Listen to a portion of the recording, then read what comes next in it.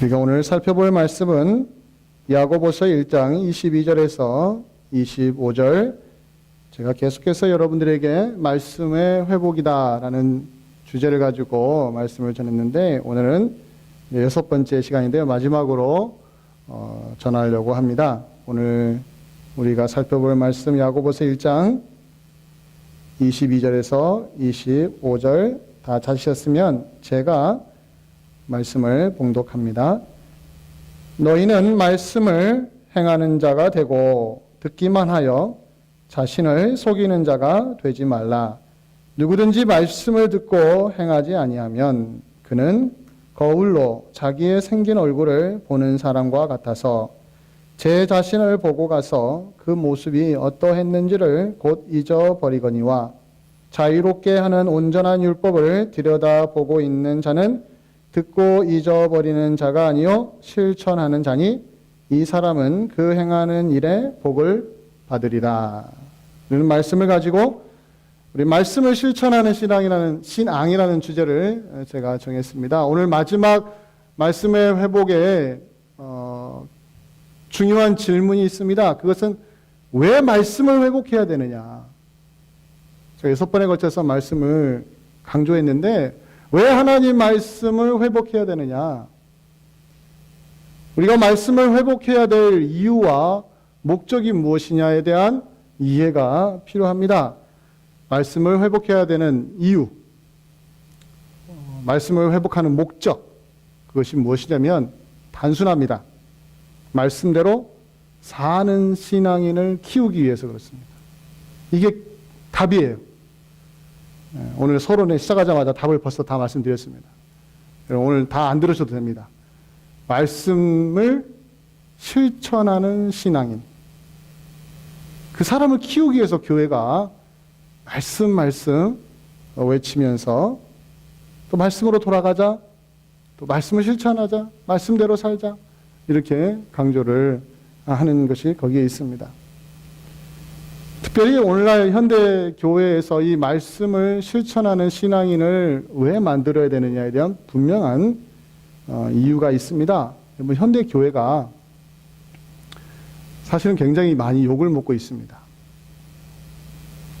왜 이렇게 심하게 사회로부터 지탄을 받느냐, 수많은 이야기들을 많이 하는데, 그거에 대한 궁극적인 이유는 우리 교회가 요즘 이 시대에 존재하는 교회가 가지고 있는 취약점이 있어요. 그 취약점이 뭐냐면 실천이 없는 신앙인을 양산하고 있다는 겁니다. 전체적인 숫자는 줄어들고 있는데 대형 교회 숫자는 많이 늘고 있는 기형적인 구조 속에서 교회를 출입하는 많은 사람들이 말씀을 들으러 오는데 듣고 돌아서서 집으로 가면 싹 잊어버립니다. 실천이 없어요. 실천이 없는 가운데 말씀은 계속 들려지고 있는 그 순환적인 속에서 교회가 그 위상이 줄어들고, 그 다음에 사람들이 실천이 없는 기독교에 대해서 뭐라고 비아냥거리냐면, 저 사람들은 교회 다니니까 말만 잘하는, 말만 늘어나는 사람들이다 라고 비아냥을 거립니다. 말씀을 많이 들어요. 수많은 좋은 설교자들이 도처에 깔려 있습니다. 여러분들이 조금만 관심 기울이고 인터넷을 검색하시면 정말로 좋은 설교들이 많이 있습니다. 그런데 실천이 없는 신앙인은 더 늘어가고 있는 이 아이러니, 여러분들 이걸 어떻게 보십니까? 말씀 듣는 것과 한쪽에, 또 다른 쪽에 말씀을 실천하는 것 사이에 간격이 점점점 멀어지고 있어요. 이제는 어떻게 메울 방법이 없어요. 너무 많이 그 간격이 멀어져서 이걸 어떻게 좁혀야 되느냐. 많은 목회자들이 고민하고 신학자들이 고민하고 연구하고 책을 내고, 책은 막 홍수처럼 막 나옵니다. 교회 진단, 교회 이렇게 가야 된다, 교회 이렇게 해야 된다, 신자들이 이렇게 키워야 된다. 그러나 키포인트는 딱 하나예요. 신자들이 실천하는 겁니다. 내가 말씀을 듣고 그 말씀대로 실천하면 되는데 이게 너무 어려운 거예요. 듣고 나가서 이 간격을 좁히지 못함으로 인해서 오늘날 교회가 두 가지의 비난을 받습니다. 영적인 부작용인데 이건 교회가 영적인 위기에 빠지게 된 또 어떤 결과물입니다. 두 가지. 하나는 이기적인 기독교를 양산하고 있습니다. 두 번째는 부도덕한 기독교로의 변절입니다. 이기적인 기독교, 부도덕한 기독교.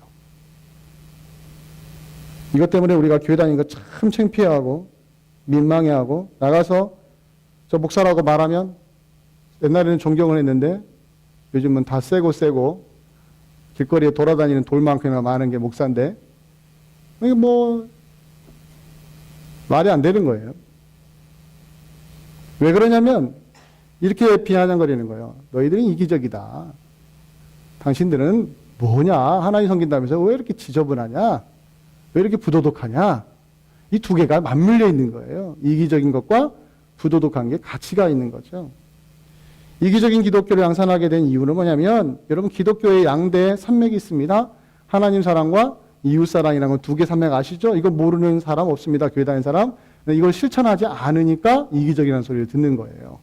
하나님 사랑하듯이 이웃을 사랑하면 이웃을 사랑하는 마음으로 하나님을 사랑하면 이 두 가지가 같이 가면 우리가 욕먹을 일이 많이 줄어들 텐데 이것이 없으니까 남을 향한 배려도 줄어들고 또 오직 내가 복을 받고 내가 평안하고 내 가족만 안락하면 된다라는 매우 이기적인 구원관에 사로잡혀 있다 보니까 이 사회 구조와 이 사회에서 정말로 힘들어하고 어찌할 바를 몰라서 방황하는 영혼들에 대한 관심은 줄어들기 시작을 하고 있다는 거예요. 지역사회와 이웃에 대한 책임감 있는 교회가 존재하지 않고 있으며 점점점 개인에게만 맞추어진 신앙을 독려하고 오직 그것만 이야기를 하게 되는 거예요. 또 그 이야기 하지 않으면 별로 관심이 없어요. 사람들이. 나에게 주어지는 은혜가 뭐냐? 내가 이 자리에 와서 내가 받은 은혜가 뭐냐? 내가 평안이 없는데 남이 평안한 거 무슨 행복한 거냐?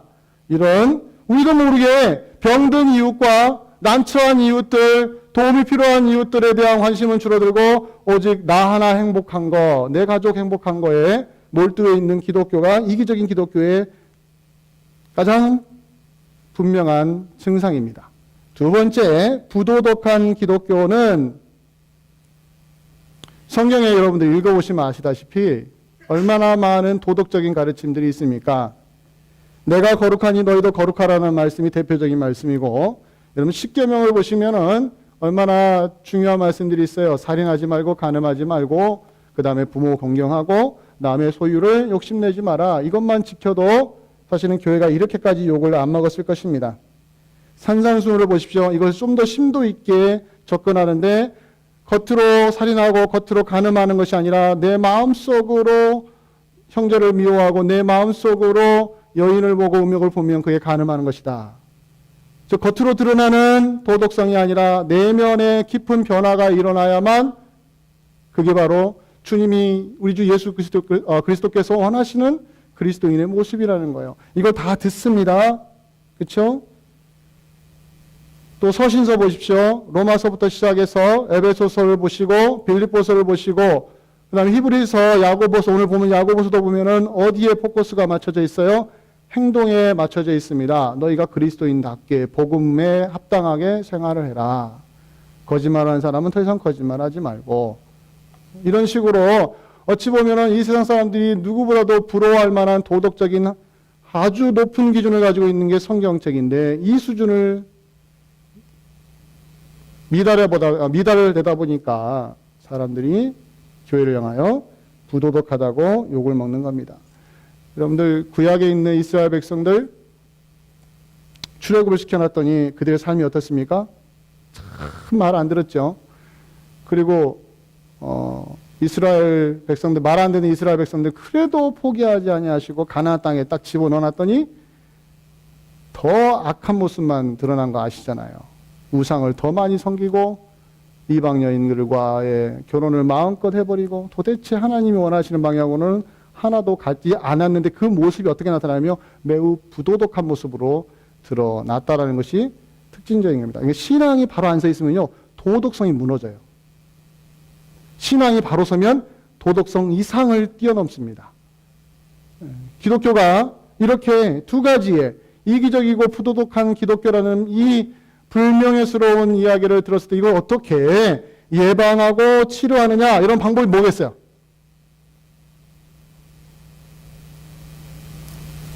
단방약은 없습니다.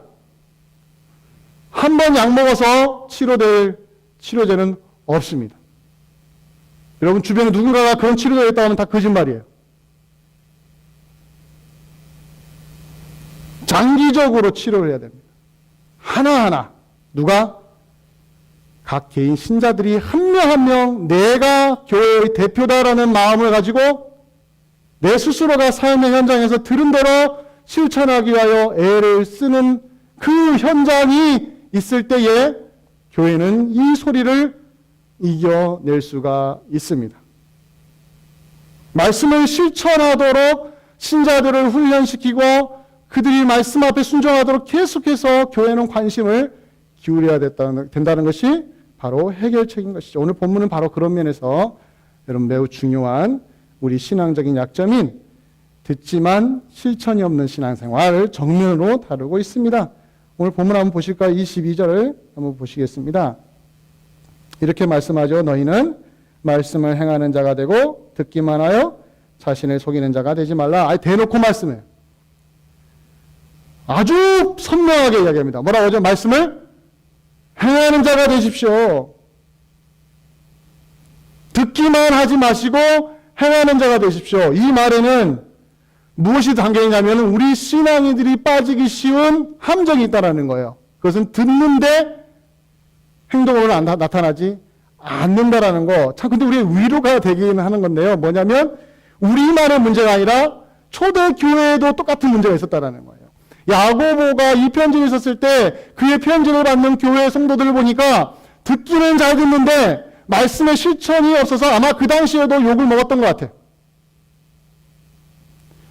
오늘날 교회만의 독특한 문제가 아니라는 것을 발견하게 됩니다. 물론 오늘날은 좀 더 심각하긴 해요.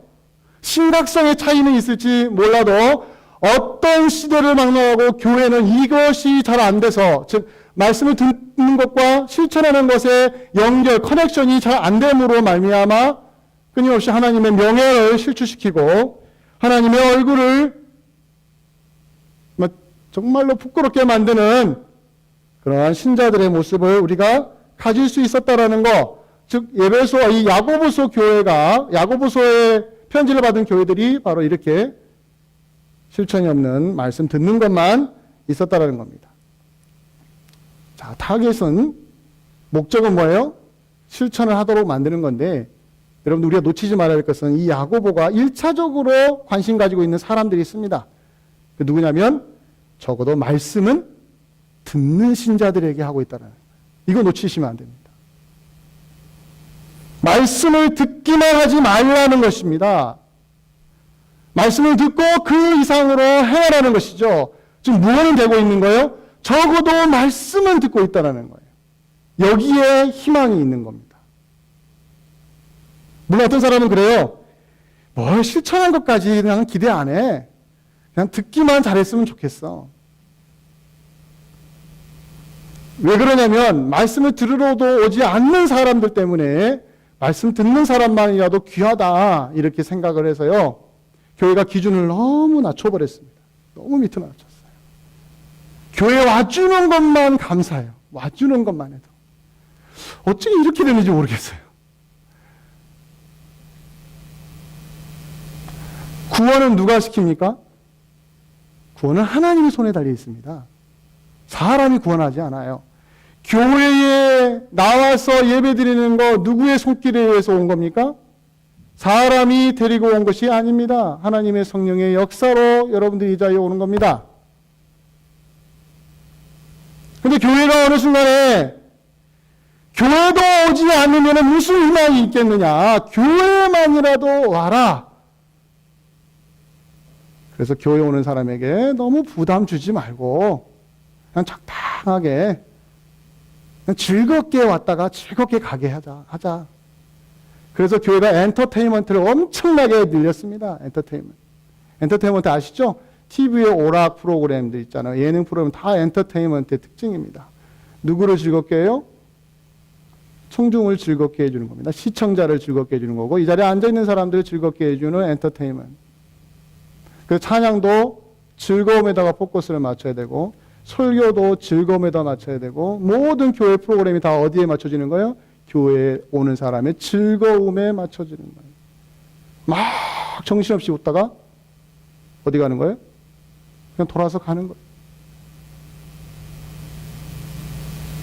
그들의 논지는 딱 하나입니다. 교회도 안 오면 무슨 희망이 있느냐? 왜 교회에 오는 사람 쫓아내느냐?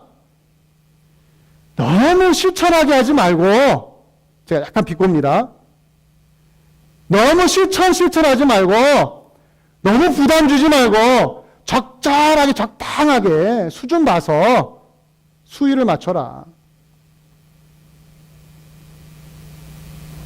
여러분, 그건 굉장히 위험한 논리예요. 교회에 오는 것만 해도 감사하다는 게 어디서 나온 말입니까? 성경에 어디 나와요? 하나님이 야, 너 내 앞에 기도했냐? 눈물 콧물 흘리면서 하나님이 기뻐하셨어요? 야, 야, 나한테 기도하는 너, 야, 기도만 해줘. 그럼 내가 다 들어줄게. 이런 하나님이셨습니까? 신자의 기준이 교회에 나와주는 것만 해도 감사하는 것으로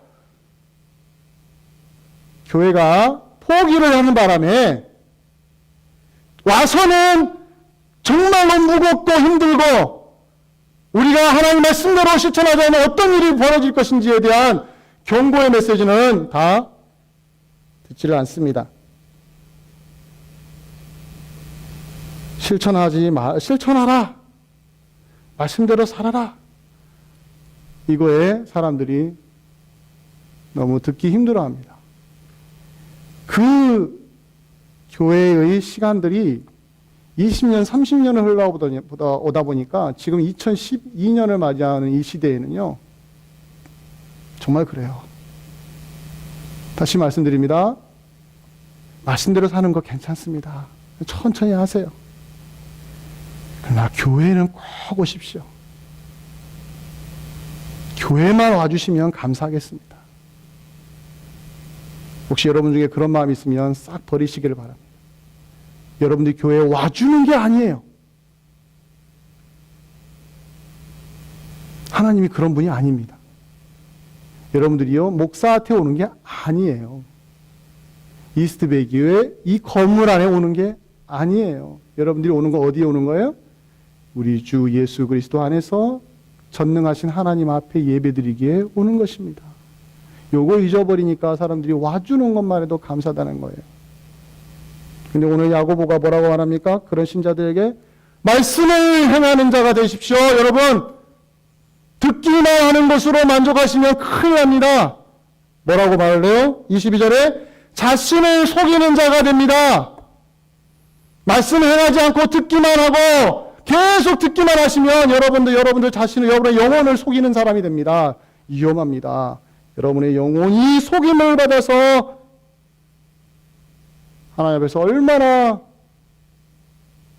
책망을 듣고 야단을 맞을지 오늘 본문이 이야기를 해줍니다. 23절과 24절에 왜 우리를 속이는 것이 되는지를 이렇게 설명합니다. 하나의 비유를 드는데 23절을 보시면 누구든지 말씀을 듣고 행하지 아니하면 뭐라고 비유하냐면 그는 거울로 자기의 생긴 얼굴을 보는 사람과 같대요. 왜 자신을 속이는 자가 되느냐? 말씀을 듣는데 행하지 않으면 뭐가 가냐면 거울로 내 생긴 얼굴을 보는 사람과 같은데 여기까지는 괜찮습니다. 이게 무슨 뜻이냐면 거울로 내 생긴 얼굴을 본다는 건 뭐예요? 와서 하나님 말씀을 듣는다는 것으로 같은 의미예요.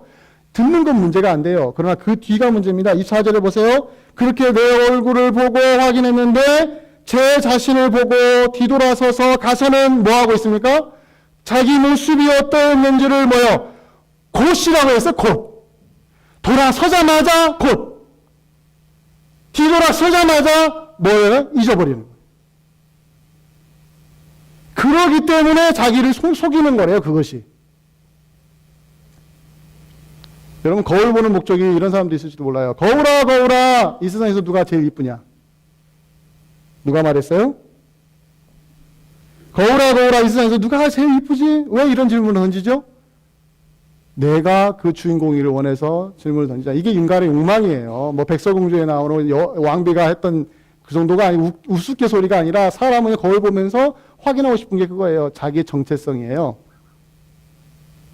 근데 오늘 성경에서는 이 거울에 비추어 있는 내 얼굴을 확인하라는 것은 내가 지금 잘났고 내가 지금 아무 문제가 없으며 거울아 거울아 이 세상에서 누가 제일 잘생기고 누가 제일 이쁘니 바로 당신입니다 라는 소리를 듣기 위해서 거울 보는 것이 아니라 거울 보는 이유는 지금 나에게 문제가 무엇이 있으며 내가 어떤 부분에서 고쳐야 되며 내가 어떻게 틀렸는지를 확인시킬 수 있는 방법은 그 거울을 쳐다볼 수밖에 없다는 거예요. 그 거울이 뭐죠? 하나님의 말씀이죠. 하나님의 말씀에 비춰보면 내가 어디에 틀렸고 어디에 고장나 있으며 어느 쪽에 문제가 생겼는지를 어떤 쪽에 보수공사를 해줘야 되는지를 알 수 있다는 이야기예요.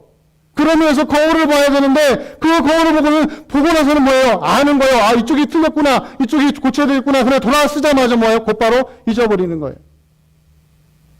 바로 이 사람이 자기를 속이는 겁니다. 왜 속이는 거예요? 잊어버리놓고는 뭐예요? 돌아서면 다시 제 얼굴을 보는 거예요. 매번 뭐예요? 거울을 보는데 똑같아요. 이게 자기를 속이는 거예요.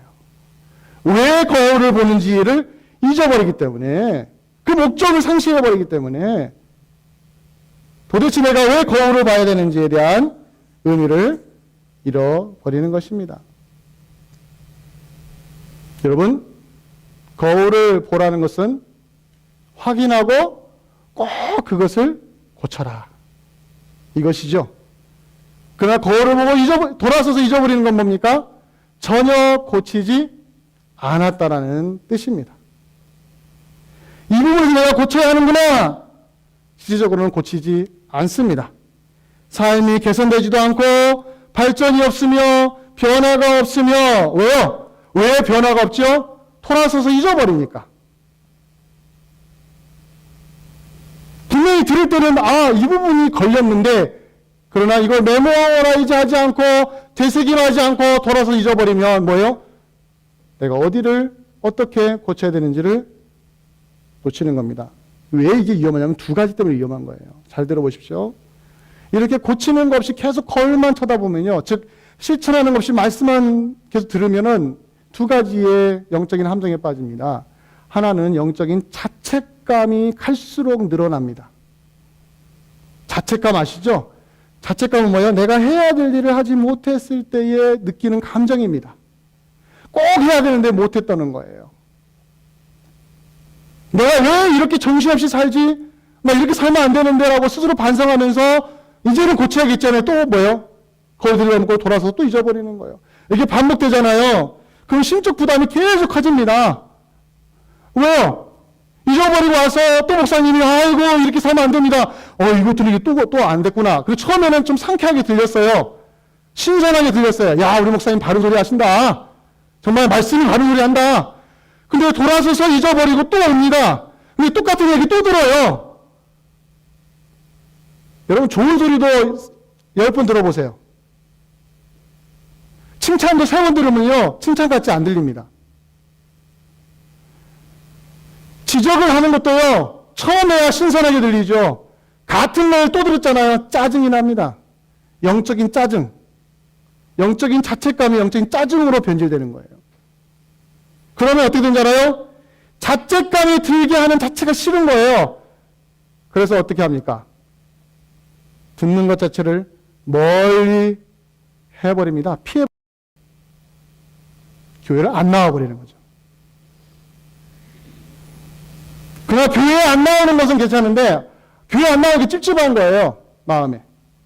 교회는 가야 되는데 근데 또 차교회 가면 또 나보고 고치라고 할 텐데 내가 왜 저런 교회 가나? 그래서 어떻게 합니까? 뭐 주변에 널려 있는 게 다 교회인데요, 뭐. 또 비꼬입니다, 제가. 널려 있는 게 교회예요. 얼마든지 찾아갈 수 있습니다. 나 자책감 들지 않게 해주는 메시지 들으러 가면 되는 거예요. 영적인 자책감은 영적인 짜증으로 이어지며 그것이 바로 뭐예요? 영적인 기피 현상으로 나타난다는 것이 무서운 현대 교인들의 특징입니다. 그래서 다 어디 가고 있습니까? 지금 교회를 안 갈 수가 없고. 더 이상 안 합니다. 두 번째 영적인 함정은 매너리즘에 빠지는 겁니다. 매너리즘.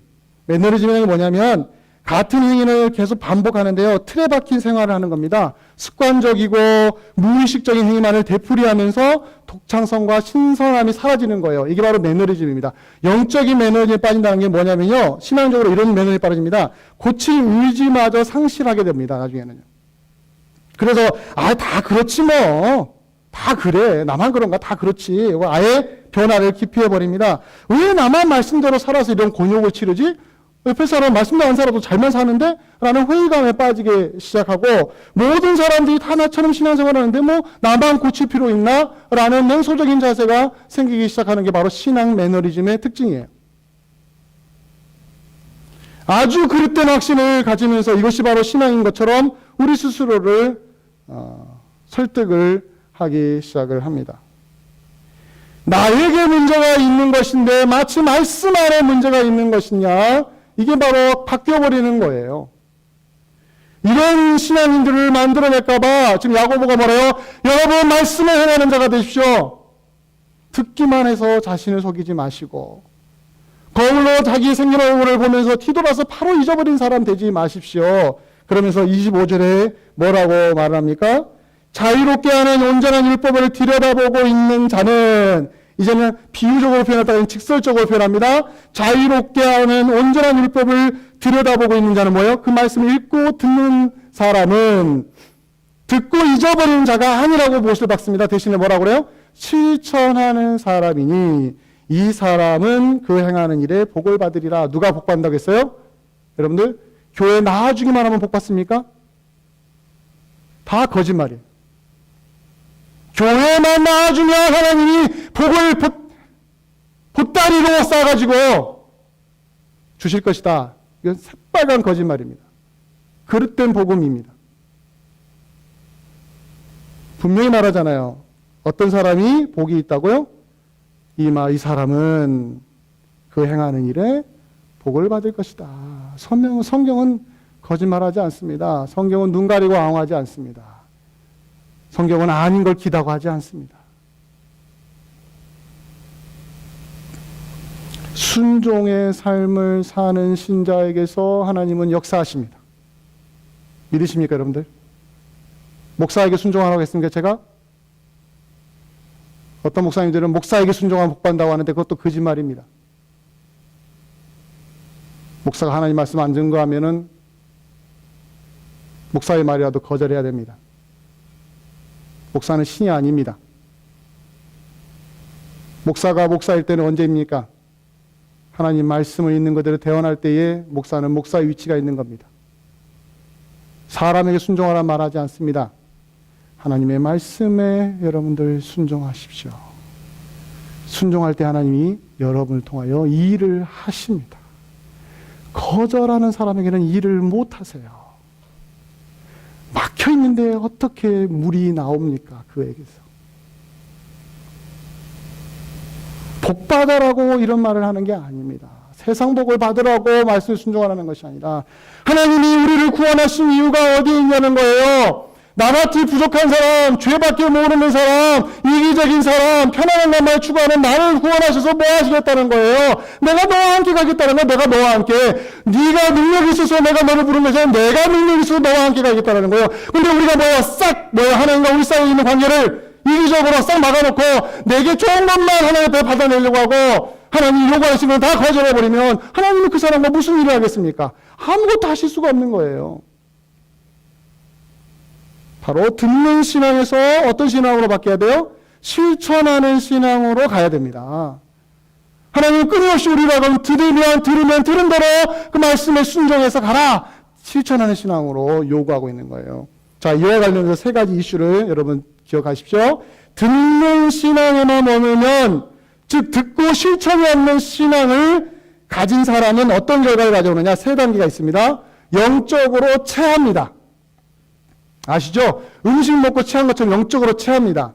두 번째는 체하니까 그렇게 맛있던 음식이 맛이 없어집니다. 그래서 영적인 음식을 거절합니다. 세 번째는 체하고 영적인 음식을 거절하니까 그 결과는 뭐예요? 몸이 나빠집니다. 따라서 영적인 건강이 나빠집니다. 체하고 음식 못 먹고 영적인 건강이 나빠지는 것이 반복적으로 계속해서 일어납니다. 계속 일어나면서 그것이 뭐예요? 심각한 수준에 이르게 되면 이 영적인 악순환이 어떤 식으로 벌어지냐면은 나중에는요, 아무것도 못하는 사람으로 전락하게 됩니다. 온갖 영적인 질병에 노출이 되어가지고요, 여기저기 영적인 질병에, 영적인 암에 걸리기도 하고, 영적인 감기에 걸리기도 하고, 무슨 뜻이에요? 은유적인 표현이에요. 영적인 암이 있다는 게 아니에요. 건강한 신앙인으로 키워야 될 교회가 온갖 질병에 노출되어서 저항도 못하게 만드는 신자로 만들어버리면 그게 무슨 의미가 있겠습니까? 영적인 건강을 회복시켜주기 위하여 뭐예요? 체한 사람 뻥 뚫어주는 거 아니겠어요? 왜 체하지 않게 해줘요? 음식을 또 먹고서 소화되라고. 그러니까 뭐라고 그래요? 체한 사람에게 뚫어준 다음에 뭐라고 그래요? 피를 내게 하고 운동해라, 운동해. 먹는 대로 앉아있지 말고 먹으면 뭐라고 그래요? 움직여. 이거와 똑같은 겁니다, 영적으로도. 하나님 말씀을 들으면 움직이라는 거예요, 움직여. 안 움직이고 계속 책상에 앉아있으면 어떻게 돼요? 체하는 거예요. 판단만 하게 되는 거고, 무엇이 옳고 무엇이 그런 것만 생각하는 거예요. 순종을 전혀 하지 않게 돼요. 영적으로 체하는 거예요. 체하면 어떻게 돼요? 말씀이 이제는 지겨워집니다. 이거 아는 이야기. 어디 새로운 사람, 새로운 말 하는 거 봤나? 여러분들 성경이 몇 년 동안 되어왔어요, 이게요? 적어도 신약성경, 신구약이 만들어지고 2000년이 흘러왔어요. 2000년 동안 성경이 바뀌었습니까? 안 바뀌었습니까? 하나도 안 바뀌었어요. 하나도 안 바뀌었는데 여기서 무슨 새로운 게 나오겠습니까? 왜 안 바꿔놓고 계속해서 오는 세대에게 말씀하실까요? 성경은 인포메이션이나 날리지만은 지식적인 차원이 아니라 뭐예요? 이 말씀을 듣고 생명력 있게 우리 마음에 와닿아서 움직이라는 거예요. 움직이라는 거. 움직일 때에 그 말씀이 살아 움직이면서 하나님이 내 머릿속만 상상 속에만 있는 것이 아니라 실제적으로 존재하셔서 내 삶을 이끌어 가신다는 것을 체험하는 거예요. 그런 거 아니겠어요? 듣고 실천하지 않으면 체하고 영적인 음식 거절하고 나중에 영적으로 말라갑니다. 이 무서운 결과가 나오니까 뭐라 그래요? 움직이십시오. 운동하십시오. 영적인 운동하십시오. 그것은 실천을 하라는 겁니다. 두 번째 이슈가 있습니다. 듣는 이슈에서 실천하는 신앙으로 바뀌지 않는 이유가 두 가지가 있습니다.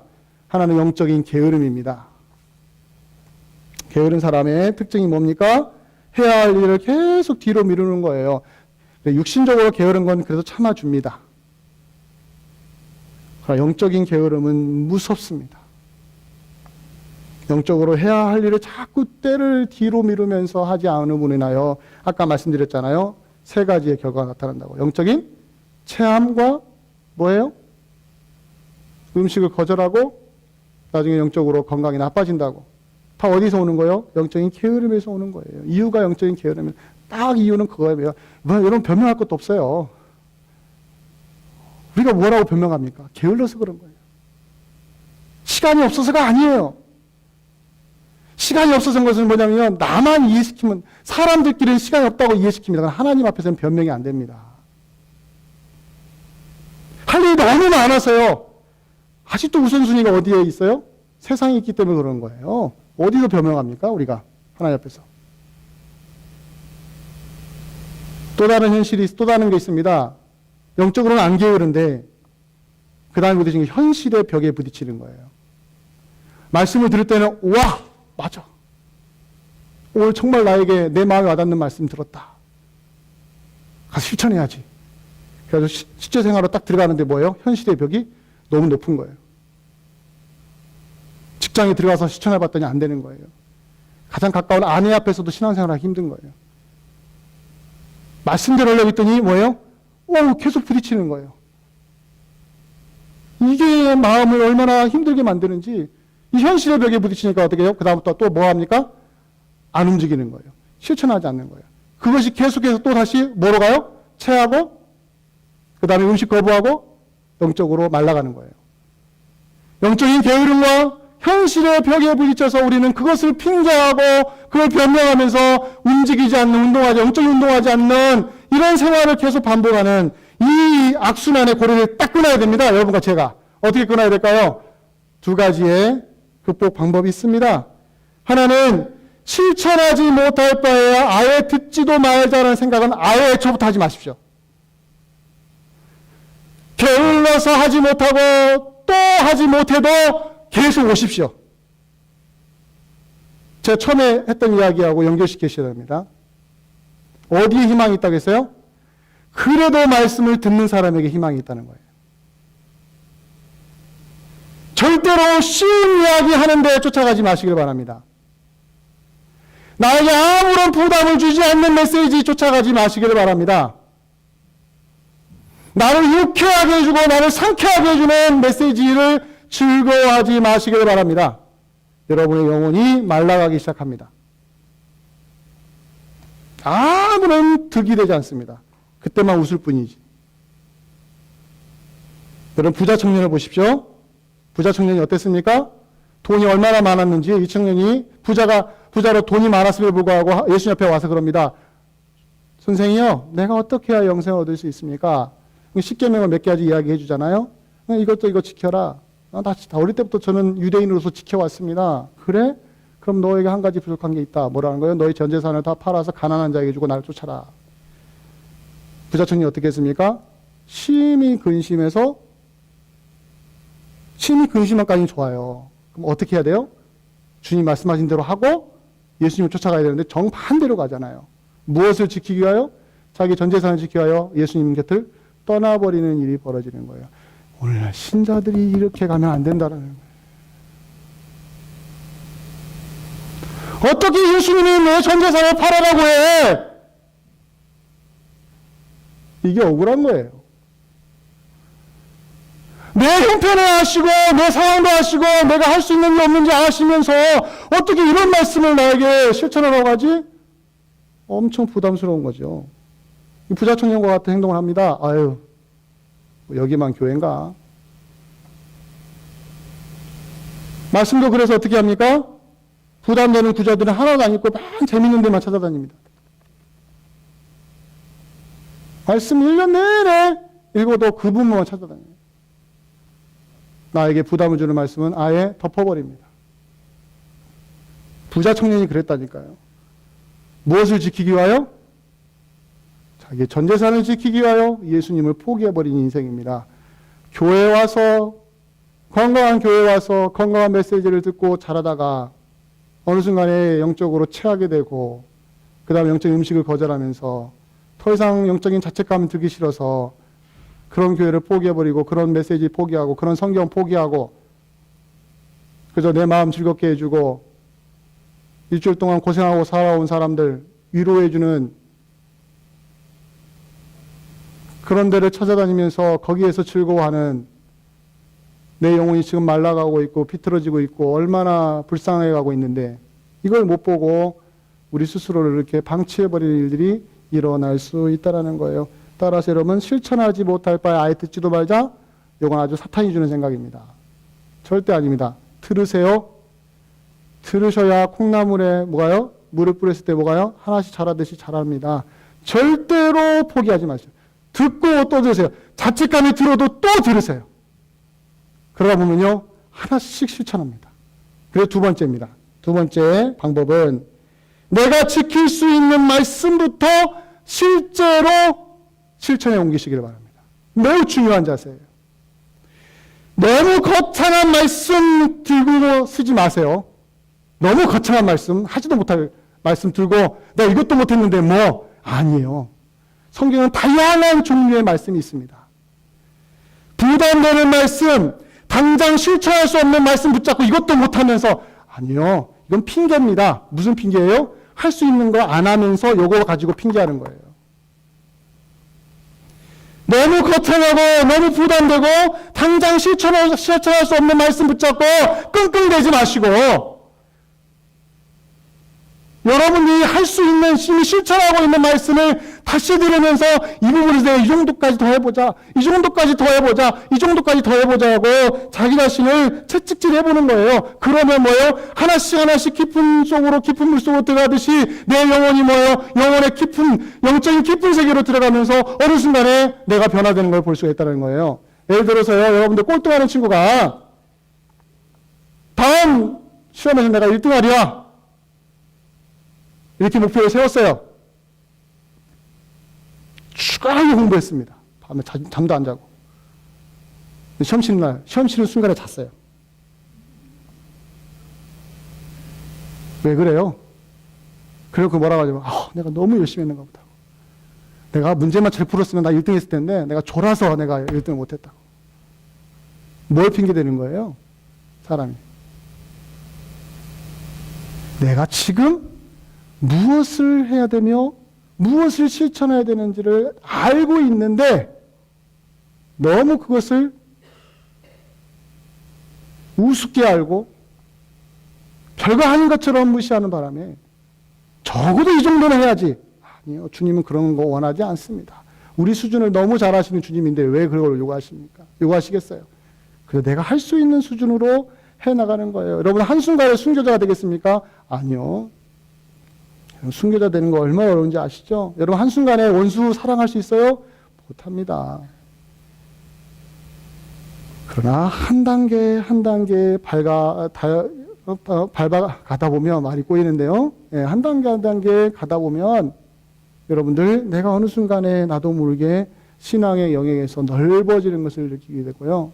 나도 모르게 내가 어느 순간에 참 하나님 보실 때 이쁜 짓을 하고 있는 것을 알게 됩니다. 이게 얼마나 못쓰는지 몰라요. 이게 얼마나 놀라운지. 내가 해놓고 내가 깜짝 놀래요. 내가 왜 이러지? 여러분 이런 놀래보신 적 있어요? 신앙적으로? 내가 해놓고 내가 나를 보면 놀래는 거예요. 아니 내가 이런 모습이 아닌데 내가 예전 같으면 부르르 떨었는데 왜 지금 이 순간에 이렇게 온화한 심령으로 사람을 쳐다보면서 웃으면서 전 같으면 내 전심 상하게 하면 어떻게 막 달려들 난데 어느 순간에 보니까 내가 막 마음이 넓어지는 거예요. 물론 그러다가 큰코 다치긴 해요. 너무 많이 넓어진 줄 알고 엉뚱한 데 갔다가 크게 다치기도 하는데 그거 상관없어요. 여러분 조금씩 하시라는 거예요. 조금씩. 여러분 할 수 있는 수준이 있어요. 제가 할 수 있는 수준, 여러분 우리 같이 할 수 있는 수준이 있습니다. 그 수준의 말씀을 읽어가면서 실천하면서 하다 보면 여러분 어느 순간에 주님이 원하시는 수준으로 가기 시작을 하는 것을 여러분들 알게 되는 거예요. 말씀을 행하는 자가 되라. 다시 말씀드립니다. 너무 거창하고 너무 부담스럽고 내가 지금 당장 실천할 수 없는 거 붙잡지 마시라고요. 말씀을 읽으십시오. 말씀을 들으십시오. 말씀을 외우십시오. 그러나 거울을 보고 확인한 다음에 뒤돌아서 잊어버리듯이 그렇게 하지 마시고 다시 하나님 참 못났네요. 제가 이런 사람입니다. 돌아서면 잊어버립니다. 그러나 다시 면목 없지만 다시 옵니다. 얼마나 이쁩니까? 하나님 이런 사람 이뻐합니다. 하나님 우리가 완전해지는 것 전혀 원하지 않습니다. 완전 못해집니다. 여러분들 이 땅에서 숨을 거두는 순간까지는 완전 못합니다. 완전하지 못하면서 왜 우리를 구원하셨어요? 그러니까 누가 필요해요? 우리 주 예수 그리스도가 필요하죠. 그래서 끝까지 예수 그리스도의 핏값으로 우리가 어디 가는 거예요? 하나님 앞에 가는 거 아니겠습니까? 처음에는 예수 그리스도의 핏값으로 시작했다. 나중에 내가 행위로 인정받는 게 아니에요. 죽는 순간까지 예수 그리스도의 피 외에는 하나님 앞에서 인정받을 게 아무것도 없어요. 기대도 안 하신다니까요. 그런 이유 때문에 우리에게는 시간이 있는 거고 여유가 있는 거고 정말 거창한 말씀을 안 지켰어도 작은 거 지켰어도 아이고 내 새끼 잘했다 이렇게 칭찬하시는 부모처럼 하나님 우리를 그 비유 아시죠? 달란트 비유잖아요. 착하고 충성된 종아, 네가 이 작은 거 하나에 충성했으니 이렇게 말씀하시듯이 우리를 칭찬하시는 하나님의 음성을 여러분들이 들으실 것입니다. 여러분들, 우리를 데려가시기 위하여 부르셨지 실족시키고 낙심시키고 그냥 절망을 하고 우리를 부르신 게 아니에요. 주님은 여러분과 저를 아시는, 가장 완벽하게 아시는 하나님이시기 때문에 오늘 이 시간에도 여러분들 말씀 행하는 거 부담으로만 갖지 마시고 할 수 있다라는 믿음을 가지시고 오늘 하루도 이번 주도 말씀 앞에 순종하시며 하나님 영광을 드러내시기를 주 예수 그리스도 이름으로 간절히 축원드립니다.